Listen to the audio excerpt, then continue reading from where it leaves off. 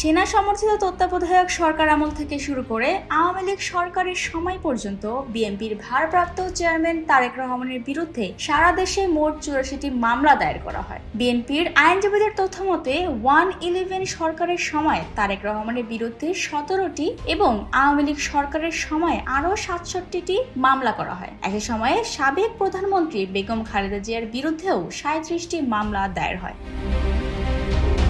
মামলার ভারে জর্জরিত অবস্থায় দেশ ছাড়ার আগে প্রায় ১৮ মাস কারাবন্দী ছিলেন তারেক রহমান। এ সময় তাকে একাধিকবার রিমান্ডে নেওয়া হয় এবং অমানবিক নির্যাতনের অভিযোগ ওঠে। নিয়মিত প্রিজন ভ্যানে করে আদালতে হাজিরা দিতে গিয়ে এক পর্যায়ে তিনি গুরুতর অসুস্থ হয়ে পড়েন। চিকিৎসার প্রয়োজনে ২০০৮ সালে তিনি দেশ ছাড়েন এবং যুক্তরাজ্যে নির্বাসিত জীবন শুরু করেন।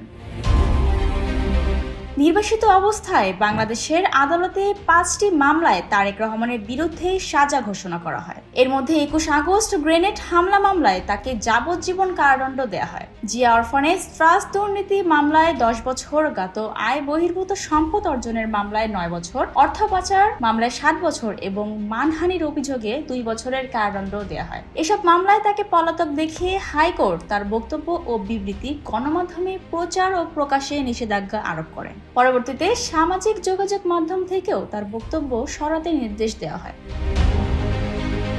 গত বছরের ৫ আগস্ট ছাত্র জনতার অভ্যুত্থানে রাজনৈতিক পট পরিবর্তনের পর একে একে তারেক রহমানের বিরুদ্ধে থাকা সব মামলা খারিজ হয়। একই সঙ্গে গণমাধ্যমে তার বক্তব্য প্রচারের ওপর আরোপিত নিষেধাজ্ঞাও প্রত্যাহার করা হয়। বর্তমানে সব মামলা থেকে মুক্ত হয়ে দেশে ফিরে স্বাভাবিক জীবনে ফিরেছেন বিএনপির এই শীর্ষ নেতা।